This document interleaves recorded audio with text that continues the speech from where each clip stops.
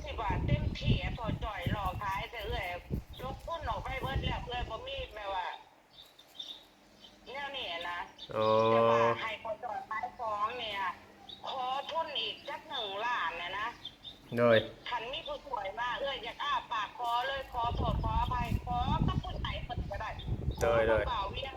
ขอกับใครก็ได้ทีมงานของบ่าวเวียงคอยช่วยเหลือมามื้ออื่นให้ลงทุนได้1 ล้านแล้วสิได้เครื่องครบที่ลูกค้าสิถามมานะโดย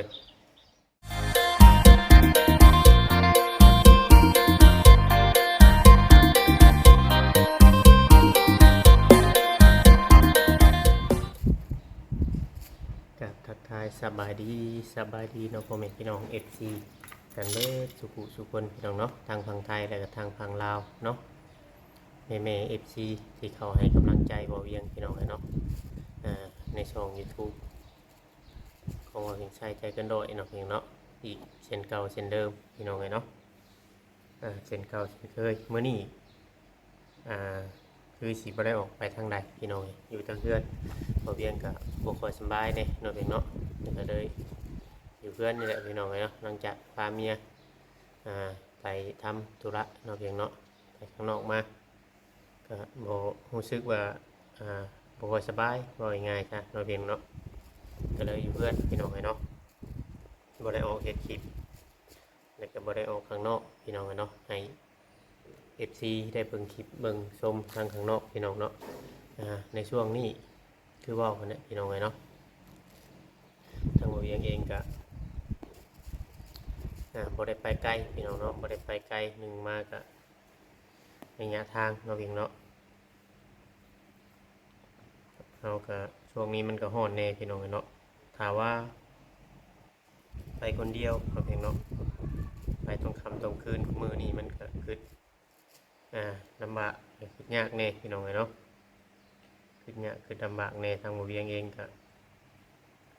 บ่ได้นั่นพี่น้องเนาะบ่ได้เดินทางคือแต่ก่อนพี่น้องถ้าไปไกลคือช่วงก่อนวิวเฮาดีวิวเฮาขึ้นเนาะในช่วงก่อนพี่น้องเนาะเราก็เดินได้คือช่วงเราถ่ายเขาน้องรอยช่วงก่อนพี่น้องเนาะมีค่าน้ำเมืองน้ำมันพี่น้องเนาะถ้าวิวเฮาดีมันก็พอได้แต่ช่วงนี้ยอดวิวมันบ่ค่อยดีพี่น้องเนาะมาถ่ายคือทาง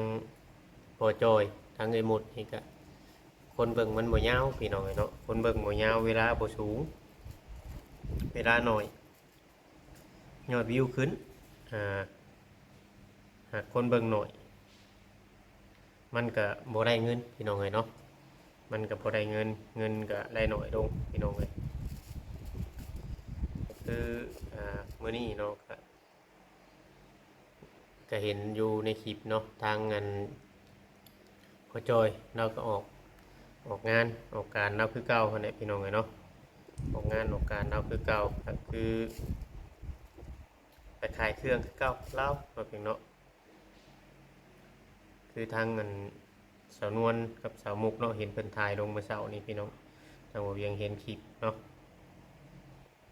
เห็นเพิ่นถ่ายลงแล้วเมื่อเช้าต้องประจอยเราก็ไปเอาเครื่องคล้องเราก็จมพักแล้วก็นี่ไข่เบิ้ลระบอกเถาลงไข่บ่เวียงจะแนะนำมือดีมากินให้เราอยู่เมื่อวานนี้ก็แนะนำเราสิแนวอะไรมันสิคล้ายไรเนี่ยพี่น้องต้องเบิ่งคล้องเฮาเบิ้ลเฮาประกอบบอกพอจอยนี่เนาะไข่คล้องมันแบบว่าแยกข้าวขายเบิ้ลเฮาช่วยถึงเล็กข้าวเนี่ยเฮาบอกช่วยเด้ขอโทษพอจอยตลอดเลยเพราะลูกทิ้งรถไม่ได้พอจอย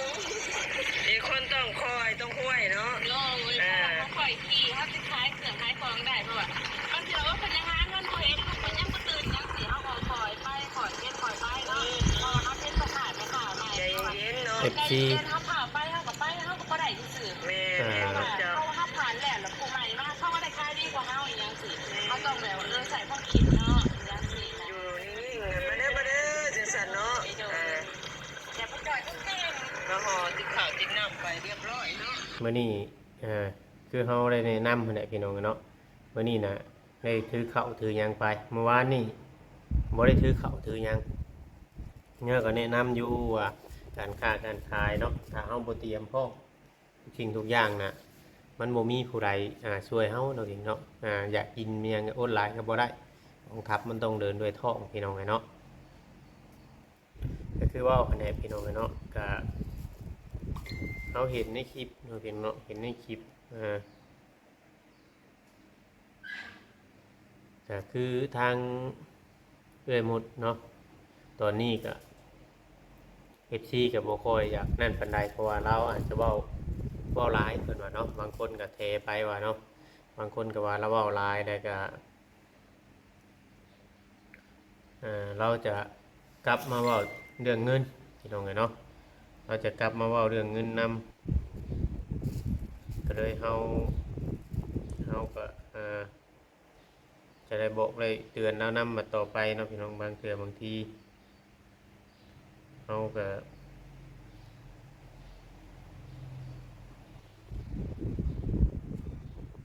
กับผู้ใดแชทมาอันนี้พี่น้องเป็นตอบเพิ่นบางเทื่อบางทีก็อาจสิฮู้เท่าบ่ถึงการเนาะพี่เนาะเดี๋ยวเ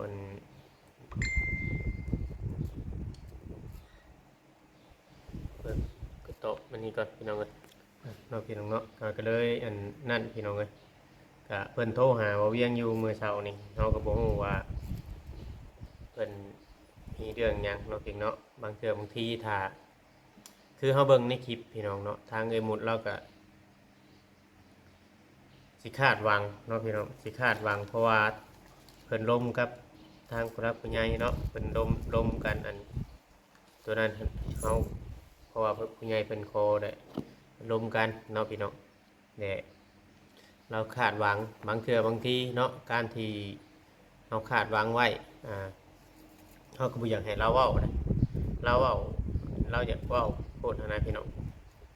บางเทื่อบางทีมันก็เป็นการที่ว่ามันบ่ดีเนาะเว้าคาดหวังได้ล้มกับผู้ใหญ่แหละเราเว้าออกมาว่าผู้ใหญ่เพิ่นก็ว่าสิส่งเสริมนู่นนั่นนี่นะพี่น้องเนาะก็บางเทื่อบางทีถ้าเฮาเฮ็ดผิดใจเพิ่นเนาะพี่น้องมันบ่ไปตามคาดหวังก็มันบ่ไปตามคำที่เพิ่นแนะนำนะพี่น้องเฮาก็บางเทื่อเพิ่นอยากหย่าเพิ่นอยากยกเลิกก็ได้คือเฮาเห็นเคสที่ผ่านมาเนาะพี่น้องบางเทื่อบางทีเนาะสิ่งที่เพิ่นหวังให้เจ้าสิ่งที่เพิ่นเฮ็ดให้เจ้าเฮ็ดไปนี่บางเทื่อ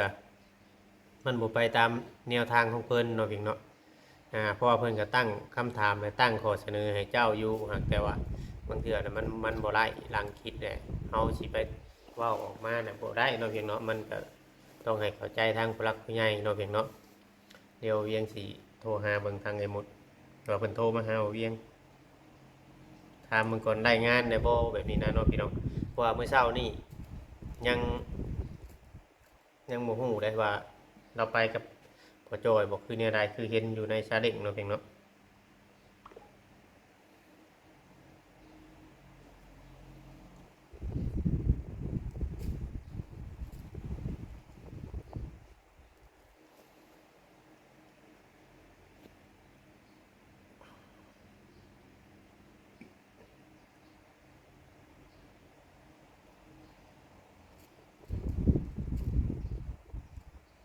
โดย ฮัลโหลสบายดีบ่าวเวียง โดยเป็นอะไรได้หางานน่ะโดยเป็นหางานกับมันห่านปิ้งเป็ดจุกตลาดแรกเนาะแต่เพิ่นยังแบบว่าเพิ่นบอกว่าเพิ่นยังบ่ว่างตอนนี้สิเข้ามาคุยอะนะบ่าวเวียง อ๋อเอ้ยหมดกันยังรออีกห้านหนึ่งเพิ่นก็บอกว่าถ้าว่าสิเฮ็ดอีหยังได้น่ะต้องเป็นหนังสือคันว่าสิเข้าห้านหานี่จังซี่น่ะแต่เอ้ยพอบ่เป็นหนังสือเนาะหับลูกค้าเลยจดใบบินอีหยังสิเอ้ยเฮ็ดบ่ได้เอ้ยก็เข้าบ่ได้เนาะห้านผู้พี่อีหยังสิล่ะถ้าภาษาไทยน่ะอืห้านผู้มพี่โดยบัดนั้นบางห้านปิ้งเป็ดนี่ คือว่าเพิ่นยังบ่ได้ร่วมกันกับเจ้าคัก แม่นแต่มีแต่ลูกชายเพิ่นบอกว่า2มื้อเพิ่นกลับมาแต่ว่าเพิ่นถามไว้เรื่องก่อนว่าเพิ่นถามเรื่องว่านี่นี่เป็ดใช่มีหีบมาเป็นบ่แบบว่าปิ้งเป็ดอีหยังสิก็อันนี้เพิ่นสิท่าว่าฮอดมื้อเพิ่นมาแหละให้เข้าไปแอนลม อ๋อโดยนะบ่าวเวียง เจ้าก็ถ่าร่มกับเพิ่นก่อนเถอะอย่าเผาอันไปอันถามไปบนใหม่ได้เลย มันจักหน่อยนั่นได้ดังเทื่อเพิ่นไล่อยู่กับบ่จักเฮาก็บ่ฮู้เนาะ บ่าวเวียงเจ้าว่าแล้วนั่นก็แม่นอันนี้คือตอนที่อันนี้ก็มานั่งอยู่ตลาดชิโน่เนาะก็มีสาวหยัง2คนที่มาถ่ายคลิปกับเอื้อยอยู่ เห็นอยู่เบิ่งคลิปเพิ่นอยู่ตอนนี้น่ะ โดยเพิ่น ค่อยคิดว่าค่อยคิดว่าเจ้าไปอันขายของน้ำพ่อจอย สาวนวลสาวหมกเนาะมาถ่ายคลิปเอื้อยอยู่ตอนนี้เพราะว่า โดยเพราะว่าค่อยเบิ่งคลิปแล้วอยู่เมื่อกี้นี่ โดย คิดว่าเจ้าไปขายของน้ำพ่อจอยได้บ่คือเห็นอยู่ในรถชาเล้งพุ่นวะ แม่นรถแช่เหล็กยังนะอันบ่าวเวียง เอาเว้าเจ้าไปซื้อของน้ำพ่อจอยค่อยเห็นนั่นจุ่มสาวนุกสาวมุกสาวนวลอ่า แม่นคนมาถ่ายคลิปคนปล่อยคลิปออกไปแล้วแม่นบ่าวเวียง โดย โอ้ยรถแห้งบ่าวเวียง โอเคจ้ะค่อยโทรถามข่าวเชิญให้เพิ่นถ่ายคลิปเลย กัดปล่อยข่าวแล้วลมแห้งปล่อยยังบอกแล้วบ่าวเวียง โดยให้เพิ่นถ่ายคลิปรถเดี๋ยวมันบ่เป็นหยังดอกค่อยถามข่าวเชิญ โดย แต่ว่าบ่าวมันจะได้ข่าวมาหาบ่แม่เลี้ยงหรือว่าแนวใดหมดอยู่ฮู้น่ะบ่าว มื้อนี้บ่ได้เข้าไปหรอกมื้อนี้ โดย โดย แล้วก็บ่าวบอสน่ะโทรมาตอนเช้าเนาะประมาณ8 โมงเนาะหมดอันแบบว่าจัดของจัดหยังแล้วแล้วก็ให้พอจอยไปขายของแล้วหมดก็ย่างต่อตามตลาดแรงอ่ะแหละติแล้วบ่าวบอสอ่ะเช็คมาหาว่าโอ้พอจอยอ่ะได้ไปขายของคือเก่าบ่หมดก็โทรกลับมาแล้วบ่าวเวียง โดย โดยก็โทษครับเพิ่นก็ถามมานั่นนี่แล้วหมดก็ขอโทษขออภัยนำบ่าวเวียงเพราะว่าหมดก็ย่างก็เมื่อยแล้วก็บอกว่าเอาคลิปที่ว่าทุกคลิปที่ว่าบ่าวเวียงมาถ่ายหรือว่าอีหยังสิก็ก็บอกไว้เพิ่นแล้วก็มาย้อนขึ้นหลังก็เมื่อยแล้วก็ย่างหาเวียกอยู่ก็ว่าแล้วนี่ก็บ่ถือขันว่าว้าวกับเราแห้งได้เพราะว่าก็เมื่อยเนาะ โดยคือว่าเจ้าบ่เบิ่งคลิปก่อนแล้วก็จังโทรมาถามว่าย้อนอดีตนั่นนี่ก็เมื่อยเนาะหาเวียกอะนะบ่าวเวียงขอโทษแม่นแต่ว่าคือบ่เบิ่งคลิปบ่ว่าอยู่ทีมเดียวกันแล้วก็เบิ่งคลิปให้จบแล้วก็ก่อนโทรมาหาแบบว่าเช้ากว่าหมู่บ่าวบอสน่ะโทรมาหาก่อนหมู่อะนะโทรมาหาแบบว่าบ่ได้โทรมาหาแชทคำเว้านี่ออกมาเลยกดโทรศัพท์ก็เห็นก็แบบว่าก็ก็ตอบไปก็โทรกลับเนาะบ่ได้แชทคำหาเพิ่นดอกหมดก็โทรกลับว่าพอจ่อยเข้าไปขายของคือเก่าหมดก็ออกทุนอีก100,000นอกจากมื้อนั้นน่ะสิว่ามื้อวันแรกอ่ะลงทุนไป300,000เนาะแต่ว่าเราขายได้เนาะพอจ่อยก็อยากให้กำลังใจเราก็มีเงินอยู่200,000เนาะก็ออกทุนไปเราเอาแบบว่าหมักทั่วเป็นหมักถั่วเป็นหมักแตงแล้วก็เป็นหมักโพดชาลี่เนาะลงทุนในเราอีก100,000อะนะ โดยก็เห็นได้ยินเจ้าเว้าในคลิปเราอยู่ว่าเห็นว่ามันเว้าเรื่องคลิปเมื่อวานน้อง2คนเพิ่นตามตลอดได้2คนน่ะก็แล้วก็ดีแล้วก็ตามเพราะว่าเฮาเห็นคลิปว่าบ่อยากเว้าบ่อยากให้เว้าว่าผู้ใหญ่ผู้หยังเพิ่นสิช่วยสิหยังหั่นนะเพราะว่าลางเทื่อก็เพิ่นอาจจะติดขัดมันยังเฮาบ่ฮู้นำเพิ่นเด้เฮาไปเว้าว่าซั่นลางเทื่อมันก็บ่อยากงามหั่นนะมาครั้งก็เปิดแล้วก็มาครั้งเด้เนาะโดยเพิ่นเฮ็ดตลอดโดยเพราะว่าเฮาก็เบิ่งคลิปอยู่แต่เฮาบางเทื่อบางทีก็ตัวใดมันบ่สมควรเว้าเฮาบ่เว้าโลดเว้าง่ายๆซะโดยแต่หมดก็บ่ได้ว่าหยังหลายก็แบบ โดยโดย ทำได้ว่าหมดบ่ยาวเว้าออกแบบว่าอีหยังสิก็บ่ว่าเจ็บก็เจ็บอยู่คนเดียวแม่นบ่ โดย แต่ว่าลังเถื่อมีแบบว่าจับซ้อนในสมองหมดน่ะก็คือแบบว่ามันอยากระบายออกไปแหน่หน่อยนึงนะแม่นบอกคนเฮาแต่ว่านี่เป็นผู้หญิงคือกันไม่ว่าน้องสองคนมาถ่ายนี่แม่นเขาก็หักแพงเลยกันได้สองคนนี่ โดยชาวนวลกับชาวมุกเฮาเบิ่งคลิปเราอยู่เฮาเบิ่งคลิปเราอยู่ที่เฮาโทรหาเจ้านี่เฮาปล่อยออกไปเลยแม่นบอก โดยดังแม่เพราะว่าซอยแน่เพราะว่าครับมีแต่ว่าเจ้าคุยกันกับเพิ่นได้คือเฮาเว้าหั่นแหละคำว่านั่นก็อดกั้นไว้อารมณ์ก็จะพอโปรยออกมา ปล่อยกับบอกเปล่าเวียกับบอกเพิ่นดูว่าโดยปล่อยแล้วตัดคลิปออกบางเถื่อกันเอาลงบ่อยู่โอเคฮู้อยู่ดอกฮู้อยู่โอเคหมดบอกว่าคันตัดแบบว่าคำเว้าของออกแต่ละคำนี่เขาก็สิจบคลิปอยู่ตรงนี้ล่ะโดยโอเคเฮาถ่ายคลิปอยู่เดี๋ยวนี้ถ่ายคลิปดูบ่แม่นกับอันมาเวียงข่อยจะขอความช่วยเหลือเนาะความช่วยเหลืออีกบัด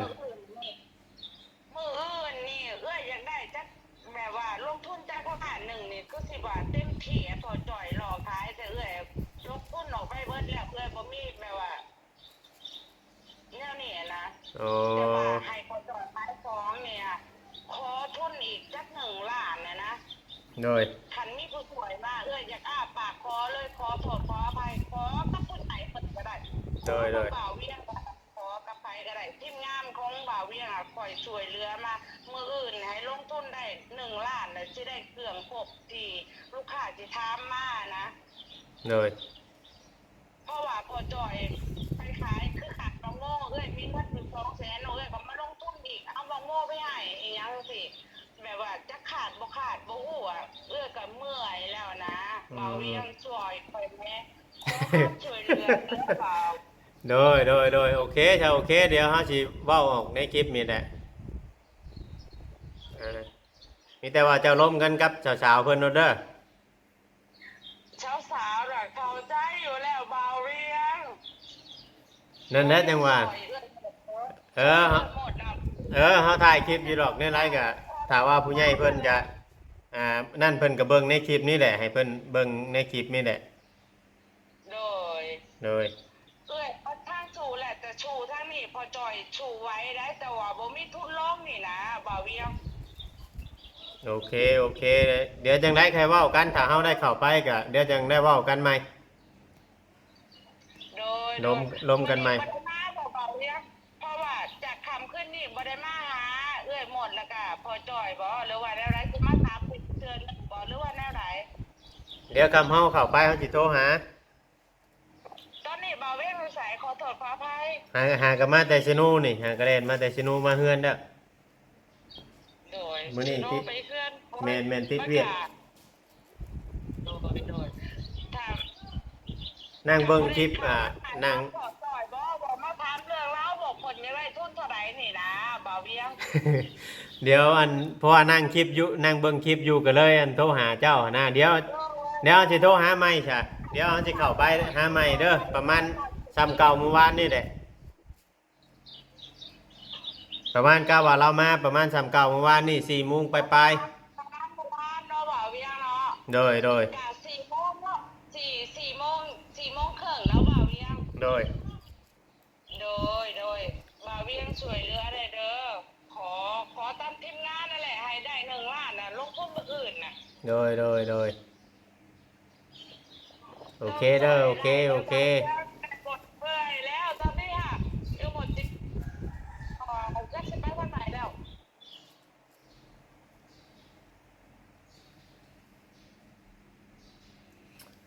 ปวดหัวเลยมานี่พี่น้องเนาะนี่แหละพี่น้องเนาะเพราะว่าบ่จักความสิเว้าทางเฮาเองกับบ่จักความสิเว้าเนาะทางหมดเนาะบางสิ่งบางอย่าง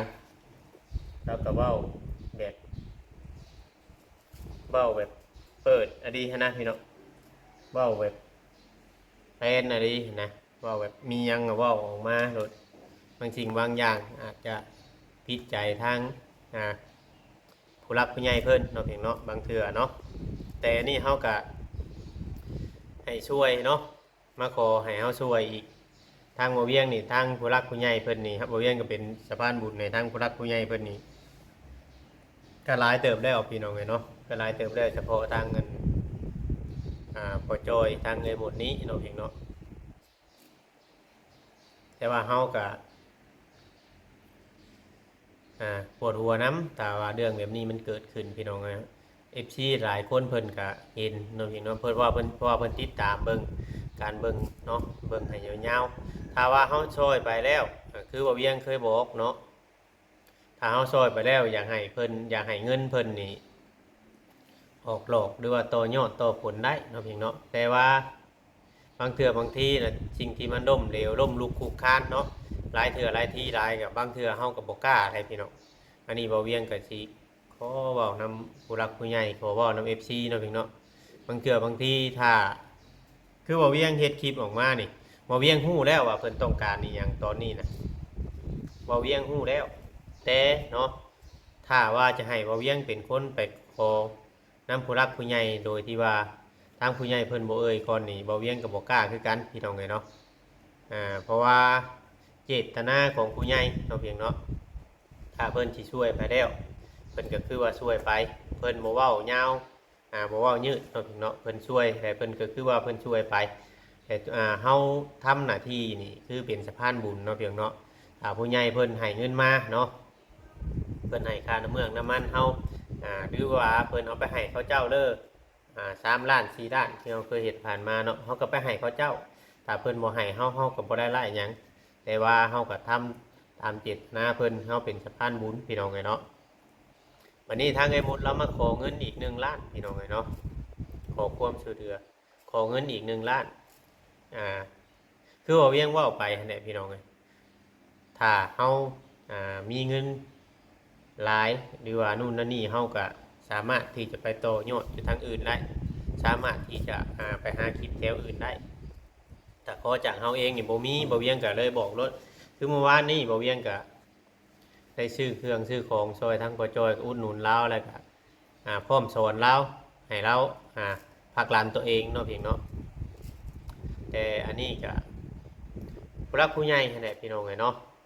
เบิ่งบางทีอาจจะเสียความรู้สึกหรือว่าเฮ็ดคลิปออกมานี่แต่ละคลิปบ่เวียงเบิ่งไปบางเทื่อมันก็ปวดหัวนำเพราะมันบ่คือเก่าได้พี่น้องมันบ่คือเก่าหรือว่าเป็นพอต้นทุนหรือว่านู่นนั่นนี่เพิ่นบ่มีแหละอาจจะเป็นไปได้เนาะเพียงเนาะมีแต่ว่าขึ้นอยู่กับทางผู้รักผู้ใหญ่แต่ว่าทางตัวเวียงเองนี่ก็บ่ฮู้ว่าสิว่าได้หลายพี่น้องเนาะมีแต่ว่าให้ทางผู้รักผู้ใหญ่เพิ่นพิจารณาเบิ่งและคือบ่เวียงได้บอกได้สอนเราแต่ก็บ่เวียงบอกแล้วว่าบ่อยากให้เว้าเรื่องผู้ใหญ่เนาะในนั่นเดี๋ยวเราเว้าออกมาในคลิปเนี่ยเฮาได้เห็นคลิปแล้วพี่น้องเราได้เว้าออกมาแล้วมันบ่งามนะพี่น้องเราเวียงก็เลยเตือนเราเมื่อกี้นี้พี่น้องเนาะถ้าว่าผิดพลาดก็ต้องกราบขอโทษขออภัยพี่น้องสำหรับคลิปนี้ก็ลำลาไปก่อนเด้อแม่ๆ FC เบิ่งเอาพี่น้องเนาะว่าเวียงเองก็ปวดหัวน้ำบัดนี่พี่น้องเนาะคลิปนี้ก็ลาไปก่อนขอกล่าวคำว่าสบายดีเนาะ